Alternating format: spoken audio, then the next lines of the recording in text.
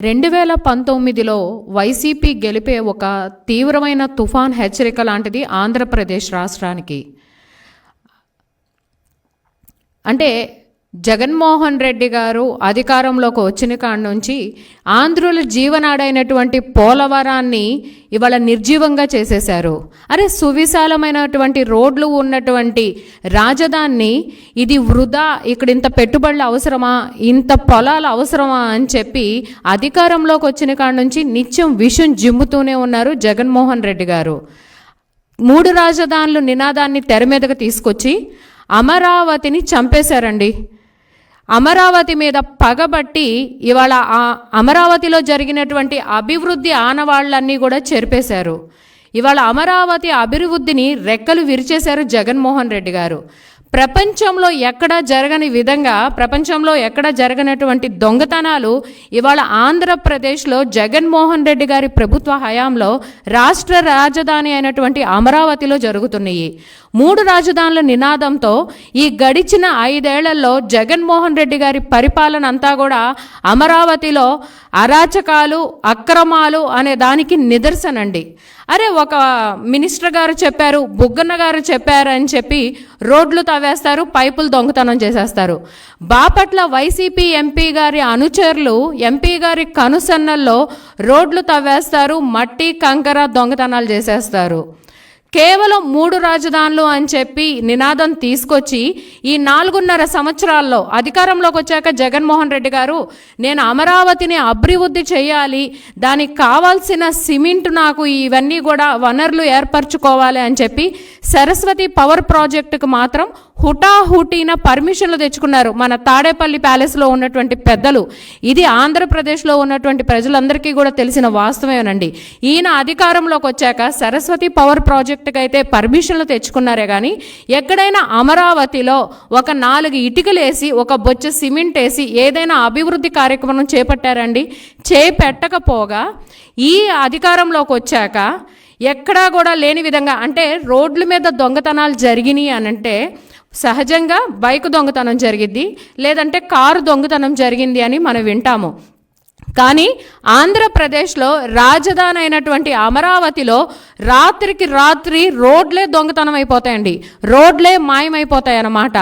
ఈయన అధికారంలోకి వచ్చాక ఈ గడిచిన 2019 నుంచి 2024 వరకు చూసుకుంటే కనుక అమరావతి గ్రామాల్లో దొండపాండ్ నుంచి రాయపూడి వెళ్ళే మార్గంలో భారీగా ఉన్నటువంటి వాటర్ పైప్ లైన్స్ని ఈ గ్యాస్ కట్లర్స్తో కట్ చేసి మరీ దొంగతనం చేశారండి. అలానే నెక్కల్లు ప్రాంతంలో గత సంవత్సరం ఐరన్ ప్లేట్స్ దొంగతనం చేశారు. అదే ప్రాంతంలో గత సంవత్సరంలో నెక్కల్లు ప్రాంత సమీపంలో నిర్మాణంలో ఉన్నటువంటి వంతెల్ని పడేసి అక్కడ ఐరన్ని దొంగతనం చేసి తీసుకెళ్ళిపోయారు. మరి ఇప్పుడు వరకు ఎవరు ఆ దొంగతనం చేసింది అని చెప్పి ఒక కేసు కూడా నమోదు చేసిన దాఖలాలు లేవు. రాష్ట్ర సచివాలయం నుంచి న్యాయస్థానం హైకోర్టుకు వెళ్లే మార్గంలో కూడా రోడ్డును తవ్వేసి, వెనక భాగంలో ఉన్నటువంటి రోడ్డును తవ్వేసి అక్కడ మట్టిని కంకర్ని మాయం చేశారు. ప్రతిరోజు కూడా వార్తల్లో అభివృద్ధి దాఖలాలు లేకపోగా ఈ దొంగతనాల గురించి మాత్రం నిత్యం అమరావతి వార్తల్లో నిలుస్తూనే ఉందండి. మరి రాయపూడిలో చూసుకుంటే కనుక నీటి ఎత్తిపోతల పథకం కింద తీసుకువచ్చిన 4 భారీ సిమెంట్ పైప్ లైన్స్ను కూడా తవ్వేసి దొంగతనం చేసి తీసుకెళ్ళిపోయారు రాజధాని ప్రాంతంలో.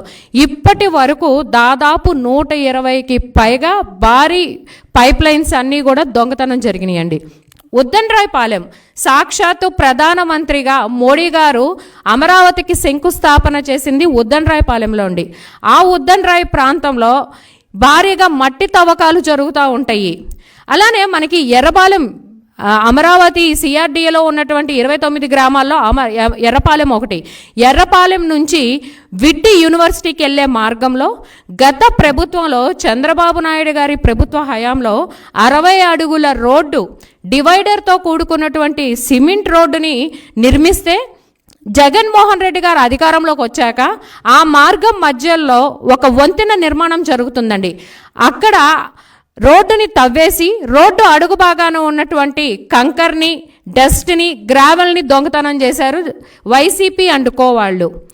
అంతెందుకండి, ఈ సంవత్సరం 2024వ సంవత్సరం మార్చి 12వ తారీఖున తుళ్ళూరు మండలంలో ల్యాండ్ పూలింగ్ కింద ఇచ్చినటువంటి రైతుల భూముల్లో అక్రమంగా భారీ స్థాయిలో దాదాపు 200 టిప్పర్ల మట్టిని దొంగతనంగా అంటే విజయవాడ పరిసర ప్రాంతాలకి తరలించేశారు. కృష్ణాయపాలెంలో సిఆర్డిఏ పరిధిలో ఉన్నటువంటి రైతుల భూముల్ని కూడా మట్టి తవ్వకాలు అక్రమంగా భారీ స్థాయిలో జరుగుతుంటే అక్కడ స్థానిక రైతులు అడ్డుకున్నారు. వెంకటాయపాలెంలో కూడా ఇదే పరిస్థితి అండి. ల్యాండ్ పూలింగ్లో రైతులు రాష్ట్ర అభివృద్ధి కోసం వాళ్ళ భూముల్ని త్యాగం చేస్తే ఇవాళ జగన్మోహన్ రెడ్డి గారు అధికారంలోకి వచ్చాక ఆ భూముల్లో మట్టిని మాత్రం అక్రమంగా తవ్వకాలు చేస్తున్నారు. వెంకటాయపాలెంలో కూడా రైతులు అడ్డుకున్న దుస్థితి మనం చూసాము. శాఖమూరు ఐనవోలులో చూసుకుంటేనండి, శాఖమూరు నుంచి ఐనవోలు వెళ్ళే మార్గంలో అమరావతి రహదారుల్ని తవ్వేసి ఆ మెటీరియల్తో స్థానిక వైసీపీ లీడర్ గారు పంచాయతీ రోడ్లు వేసుకుని బిల్లులు పెట్టుకుని సొమ్ము చేసుకుంటున్నారు. ఇవన్నీ చూస్తుంటే మనకు అర్థమవుతుందండి, అమరావతి అంటే 3 రాజధానుల నినాదంతో జగన్మోహన్ రెడ్డి గారు తీసుకొచ్చేది ఏంటంటే 30 కబ్జాలు, 60 లూటీలు జరుగుతున్నాయి. అరే ఒక ప్రపంచంలోనే కాదండి, దేశంలోనే కాదండి, ప్రపంచంలోనే కూడా ఎక్కడా జరగని విధంగా 53 రోజుల్లో 29,000 మంది రైతులు రూపాయి తీసుకోకుండా, ఎక్కడా కూడా లా అండ్ ఆర్డర్ సమస్య రాకుండా 34,600 ఎకరాల భూమిని రాష్ట్ర రాజధాని అభివృద్ధిలో భాగస్వాములయ్యారు. అలాంటి రాజధానిని అంటే ఒక రాజధాని అంటే ఒక గ్రీన్ ఫీల్డ్ సిటీగా ఉండాలి. ప్రపంచంలోని అంతర్జాతీయ ప్రణాళికలతో కూడుకున్న బ్లూ డిజైన్ని రూపకల్పన చేశారు చంద్రబాబు నాయుడు గారు. నవనగరాలు అంటే health city, educational city, financial city, knowledge city, administration city, tourism city, finance city, media city, electronic city, ఇలా 9 నవనగరాలతో భవిష్యత్తులో కూడా ఎక్కడా వీళ్ళకి మౌలిక సదుపాయాల్లో కూడా ఇబ్బంది రాకూడదు. ఒక క్యాపిటల్ అంటే అక్కడ పాపులేషన్ పెరిగిద్ది, మరో 100 సంవత్సరాల వరకు అక్కడ ప్రకృతి వనరులో కూడా ఎటువంటి ఇబ్బందులు కలగకూడదు అన్న ఒక ఆలోచనతో, అలానే రాజధాని అంటే రాష్ట్ర నడి మధ్యలో ఉండాలి, ప్రజలందరికీ కూడా అందుబాటులో ఉండేలాగా అన్న ఒక ఆలోచనతో అమరావతిలో రాష్ట్ర రాజధానిని ప్రారంభిస్తే ఇవాళ ఆ రోజున చూసుకుంటే గత ప్రభుత్వంలో కూడానండి 44,000 కోట్ల రూపాయలు అంటే దాదాపు ఒక 130 సంస్థలతో, కేంద్ర పాలిత సంస్థలు 42, అలానే ప్రైవేటు సంస్థలు 130 సంస్థలతో చంద్రబాబు నాయుడు గారు 44,000 కోట్ల రూపాయల పెట్టుబడులు అమరావతికి తీసుకొచ్చారు. ఇవాళ ఆ అమరావతికి ఆ వచ్చిన పెట్టుబడులకి కనీస మౌలిక సదుపాయాలు కల్పించున్న ప్రత్యక్షంగా పరోక్షంగా ఆ 130 సంస్థల ద్వారా 2 లక్షల మందికి ఉపాధి కల్పన జరిగేదండి. మరి ఎస్ఆర్ఎం లాంటి నేషనల్ లెవెల్ ఇన్స్టిట్యూషన్స్ని తీసుకొచ్చారండి. సెంట్రల్లో నేషనల్ లెవెల్లో ది బెస్ట్ ఇన్స్టిట్యూషన్స్ని ఇక్కడికి యూనివర్సిటీస్ని చంద్రబాబు నాయుడు గారు VIT, SRM, Amrita, NID National Institute of Design ఇలాంటి యూనివర్సిటీస్ని ఇక్కడికి తీసుకొచ్చి 500 ఎకరాల ల్యాండ్ వాళ్ళకి కేటాయించి దాదాపు 25 నుంచి 30,000 మంది విద్యార్థులు ఇవాళ అక్కడ విద్యను అభ్యసిస్తుంటే జగన్మోహన్ రెడ్డి గారు అధికారంలోకి వచ్చాక ఇవాళ అక్కడ మిగతా ఫేజ్ 2 దశలో ఉన్నటువంటి పనుల్ని ఇవాళ సహకరించకపోగా ఆ సంస్థలతో మౌలిక సదుపాయాలు ఆఖరికి water and drinking water pipe లైన్స్ను కూడా కత్తిరించేశారు. అంటే కేవలం జగన్మోహన్ రెడ్డి గారు కక్ష సాధింపులు చర్యలే తప్ప అమరావతిలో ఎక్కడా కూడా అభివృద్ధి చిహ్నం అనేది లేదండి. చంద్రబాబు నాయుడు గారు అమరావతి గురించి అంటే ఇంత ల్యాండ్ అవసరమా అని మాట్లాడుతున్నారు. జగన్మోహన్ రెడ్డి గారు అండ్ వైసీపీ కో వాళ్ళకి హాఫ్ నాలెడ్జ్ ఉంది కాబట్టి ఇలాంటి విమర్శలు చేస్తున్నారండి.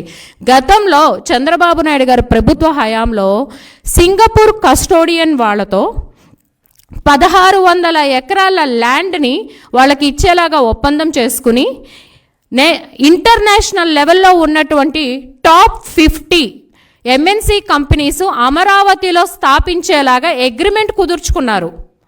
ఇవాళ ఆ టాప్ 50 MNC కంపెనీస్ వచ్చుంటే దాదాపు 10 లక్షల మందికి, భవిష్యత్తులో 10 లక్షల మందికి ఇక్కడ ఉపాధి కల్పన జరిగేది. అలానే రాష్ట్ర ఆదాయం కూడా పెరిగేది. ఇవాళ చూసుకుంటే కనుక పక్క రాష్ట్రాలండి, మన సౌత్ స్టేట్స్లోనే హైదరాబాద్కి తెలంగాణ లాంటి మహానగరం ఉంది, తమిళనాడుకి చెన్నై ఉంది, కర్ణాటకకి బెంగళూరు లాంటి మహానగరాలు ఉన్నాయి. కానీ ఇవాళ ఆంధ్రప్రదేశ్కి రాజధాని అవసరమా అని మాట్లాడుతున్నారు. మరి చంద్రబాబు నాయుడు గారి ప్రభుత్వ హయాంలో చూసుకుంటే ఎన్నో సంస్థలు, గతంలో కూడా చూసుకుంటే ఒక చంద్రబాబు నాయుడు గారి ప్రభుత్వ హయాంలో ఇక్కడ అమరావతిలో దాదాపు 10,000 కోట్ల రూపాయల నిర్మాణ పనులు చేపట్టారు. 44,000 కోట్ల రూపాయల పనులు పర్మిషన్స్ తీసుకొచ్చారు. మరి హ్యాపీ నెస్ట్ లాంటి ప్రాజెక్ట్స్ స్టార్ట్ చేశారు. హ్యాపీ నెస్ట్ లాంటి ప్రాజెక్ట్ స్టార్ట్ చేస్తే ఇది శ్మశానం అని చెప్పి మాట్లాడుతున్నారు వైసీపీ పెద్దలు. ఇక్కడ ఏముంది, ఇది ఒక ఎడారి అని చెప్పి విమర్శలు చేశారే. ఇవాళ అదే హ్యాపీ నెస్ట్ ప్రాజెక్టు బాండ్లు తాకట్లు పెట్టి కొన్ని వేల కోట్ల రూపాయల సొమ్ము చేసుకుంటున్నారు. అరే, ఒక రాజధానిని నిర్మించటం చేత కాదు మీకు. ఇవన్నీ అంటే ఒక చిన్న కథ గుర్తొస్తుందండి. ఒక రాబందువు వల్ల చిక్కుకుందని చెప్పి ఒక రైతు జాలిపడి ఆ రాబందువుని విడిపిస్తాడు. తర్వాత తన పొలం పనులన్నీ చూసుకున్నాక తను సేద తీర్దామని చెప్పి ఒక చెట్టు కింద కూర్చుంటే ఆ రాబందువే, ఏ రైతు అయితే విడిపించాడో ఆ రాబందువు వచ్చేసి ఆ రైతుని దాని దుర్మార్గ చర్యలు చూపిస్తూ ఉంటుంది. అలానే జగన్మోహన్ రెడ్డి గారు ఒక్క ఛాన్స్ నేను దేశం గర్వించదగ్గ రాజధానిని నిర్మిస్తానని చెప్పటం వల్ల ఇవాళ నేను ఇక్కడే ఉంటాను, నేను ఇక్కడే ఇల్లు నిర్మించుకున్నాను అని చెప్పి మాట్లాడి ఇవాళ అధికారంలోకి వచ్చాక రైతులు ఆ రోజు CRDA చట్ట ప్రకారం చేసుకున్న అగ్రిమెంట్కి రైతులు కట్టుబడి ఉన్నారండి. ఇది రాజధానిని నిర్మించండి, భావితరాల భవిష్యత్తుని నిర్మించండి, ఒకే రాష్ట్రం ఒకే రాజధాని అని చెప్పి వాళ్ళు నినాదాలు చేస్తుంటే, వాళ్ళు అకుంఠిత దీక్షతో శాంతియుత మార్గంలో వాళ్ళు అమరావతి ఉద్యమం చేస్తుంటే జగన్మోహన్ రెడ్డి గారు వ్యవస్థల్ని, అధికారాన్ని అడ్డం పెట్టుకుని అమరావతి మహిళల మీద, అమరావతి రైతుల మీద ఎటువంటి దాష్టికాన్ని కురిపించారు అనేది, ఒక దమన కాండ ఎట్లా సృష్టించారు అనేది ఆంధ్రప్రదేశ్లో ప్రజలందరూ కూడా చూస్తూనే ఉన్నారండి. కానీ జగన్మోహన్ రెడ్డి గారు అధికారంలోకి వచ్చిన కాడ నుంచి వ్యవస్థల్ని అడ్డం పెట్టుకుని, అధికారాన్ని అడ్డం పెట్టుకుని, నేను వైజాగ్నే రాజధానిగా ఆమోదిస్తాను, ఇదిగో నేను ఇప్పుడు వెళ్తున్నాను, ఈ దసరాకి వెళ్తాను, ఈ సంక్రాంతికి వెళ్తాను, లేదా ఈ ఉగాదికి వెళ్తాను అని చెప్పి ఈ 5 సంవత్సరాల నుంచి ఆయన డేట్లు అయితే మార్చుకుంటూ ఉన్నారే కానీ ఎక్కడా కూడా అధికారం ఉన్న, వ్యవస్థలు ఉన్న జగన్మోహన్ రెడ్డి గారు ఎక్కడా కూడా ఒక్క అడుగు ముందుకు వేలేపోయారు. ఇవాళ పోలీస్ కేసులు దాదాపు 2,000 మంది రైతుల మీద జగన్మోహన్ రెడ్డి గారు అమరావతి రైతుల మీద కేసులు పెట్టారు. ఎన్నో రకాలుగా ఇబ్బందులకు గురి చేశారు. SC STల మీద SC ST అట్రాసిటీ కేసులు పెట్టి వాళ్ళని జైలు పాలు చేశారు. అయినా సరే కరోనా లాంటి విపత్తుకర సమయంలో కూడా అమరావతి రైతులు ఎక్కడా కూడా వాళ్ళు చేస్తున్నటువంటి ఉద్యమంలో ఒక్క అడుగు కూడా వెనక్కి వేయలేదు. ఏం జగన్మోహన్ రెడ్డి గారు 500 కోట్లు పెట్టి మీరు ఋషికొండని, గ్రీన్ ట్రిపుల్ వాళ్ళు కోర్టు ఉత్తర్వులను కూడా ధిక్కరించి మీరు ఋషికొండలో 500 కోట్లు మీరు ఇవాళ అక్కడ ఖర్చు చేశారే. నిజంగా మీకు చిత్తశుద్ధి ఉన్నట్టుంటే కనుక మీరు నిజంగా సామాజిక న్యాయం అని చెప్పి మాట్లాడతారు. నేను దళితుల ముఖ్యమంత్రిని అని చెప్తారు, నేను పేదల ముఖ్యమంత్రిని అని చెప్పి చాలా గొప్ప గొప్ప ఉపన్యాసాలు అయితే చెప్తారు. మరి నిజంగా ఇవాళ అమరావతి SC నియోజకవర్గంలో ఉంది రాజధాని. అమరావతి ఇవాళ SC నియోజకవర్గం. అలానే ఇవాళ రాజధాని చుట్టూ ఉన్నటువంటి 6 నియోజకవర్గాలు కూడా SC నియోజకవర్గాల్లో ఉన్నాయండి.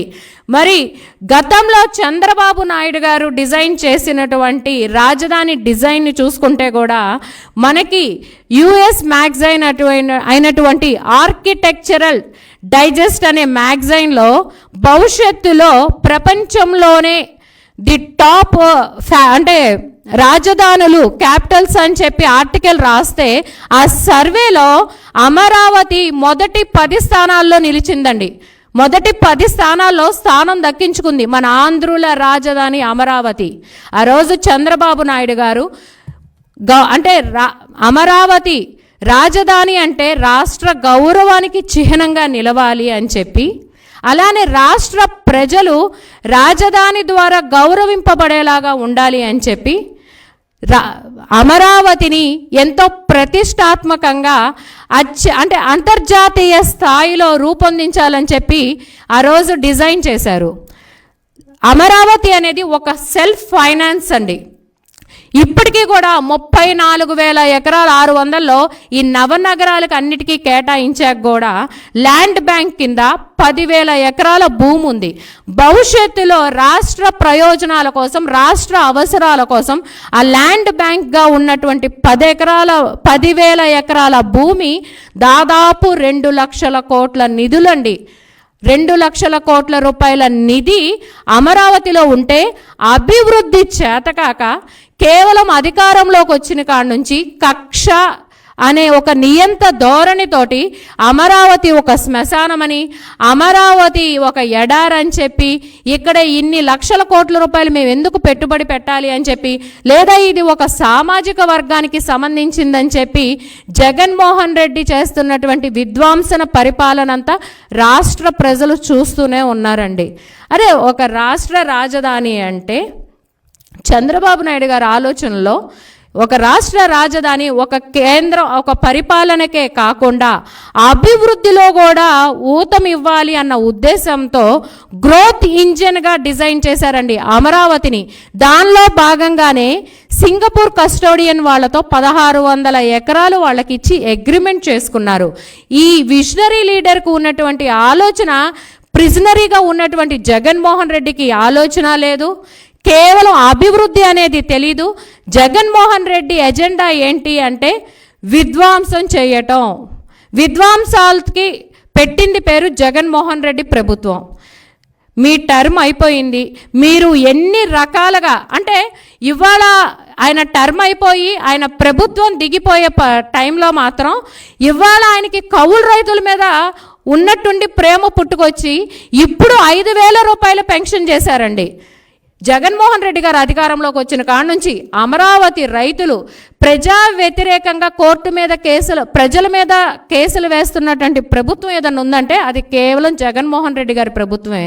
కవుల కోసం కోర్టు మెట్లెక్కాలి. అలానే సిఆర్డిఏ అగ్రిమెంట్కి మేము కట్టుబడి ఉన్నాం, దాన్ని ఇంప్లిమెంట్ చేయండి అని చెప్పి అనాలంటే కోర్టులు మెట్లెక్కాల్సిందే. ప్రతి సంవత్సరం కౌలు డబ్బుల కోసం రైతులు కోర్టులు మెట్లెక్కాల్సిందే. మాస్టర్ ప్లాన్ని నిర్జీవం చేయకండి. ఆ రోజున మాస్టర్ ప్లాన్లో ఉన్నటువంటిగా R-Zone-5 అది ఎలక్ట్రానిక్ హబ్, R-3 జోన్లో మీరు పేదలకి ఫ్లాట్లు కేటాయించండి, మేము అభివృద్ధి వికేంద్రీకరణకి వ్యతిరేకం కాదు అని చెప్పి అమరావతి రైతులు నిత్యం కోర్టులు మెట్లెక్కాల్సిందేనండి. ఏం లేదు, జగన్మోహన్ రెడ్డి గారికి ఏదో ఒక విధంగా అమరావతిని చంపేసేయాలి అన్న ఒక విషపూరితమైన ఆలోచనలతో ఇదిగో అమరావతి రైతులు మిగతా ప్రాంతాల వాళ్ళకి వ్యతిరేకంగా ఉన్నారు అని చెప్పి ఇవాళ ప్రజల్లోకి ఒక విషపూరితమైన ఆలోచనలు తీసుకెళ్లాలని ప్రయత్నించారు. కానీ కోర్టు న్యాయస్థానం రైతుల వైపు ఉంది, న్యాయం వైపు ఉంది, ధర్మం వైపు ఉంది. కాబట్టే ఆ రోజున మార్చి 2022 సంవత్సరంలో చాలా ప్రతిష్టాత్మకమైనటువంటి తీర్పు ఇచ్చింది. అమరావతి ఆంధ్రప్రదేశ్కి ఏకైక రాజధాని. 3 నెలల్లో మీరు బ్లూ ప్రింట్ అనేది కోర్టుకి సబ్మిట్ చేయండి. 6 నెలల్లో రైతులకు కేటాయించిన ఫ్లాట్లు డెవలప్ చేసి అప్పచెప్పండి అంటే ఇవాళ హైకోర్టు తీర్పుని సవాల్ చేస్తూ సుప్రీంకోర్టులోకి వెళ్ళారు. ఇబ్బంది ఏం లేదండి, రాబోయే రోజుల్లో అమరావతి రైతులు విజయం సాధిస్తారు. ఖచ్చితంగా మీకు హైకోర్టు లెంపగా వేస్తే సరిపోలేదు, సుప్రీంకోర్టు నుంచి కూడా మీరు మొట్టికాయ తినడానికి సిద్ధంగా ఉండండి. రాబోయే రోజులో ఖచ్చితంగా మళ్ళీ నారా చంద్రబాబు నాయుడు గారే ఈ ఆంధ్రప్రదేశ్కి ముఖ్యమంత్రి అవటం తథ్యం. ఏ ముఖ్యమంత్రిగా చంద్రబాబు నాయుడు గారి చేతుల మీద అమరావతి మహానగరం పురుడు పోసుకుందో, మళ్ళీ అదే ముఖ్యమంత్రి హోదాలో నారా చంద్రబాబు నాయుడు గారి చేతుల మీదగానే అమరావతి నిర్మాణం చేపడతారు, అమరావతి నిర్మాణం పూర్తి చేస్తారు. భావితరాల భవిష్యత్తు అమరావతి రాబోయే రోజుల్లో కొన్ని 10 లక్షల నుంచి 15 లక్షల మంది మన బిడ్డలకి ఇక్కడ ఉపాధి కల్పించడం మన అమరావతి. ఆంధ్రుల జీవనాడి అమరావతి. అమరావతి నిజం, అమరావతి సత్యం, అమరావతి విజయమే అంతిమ విజయం.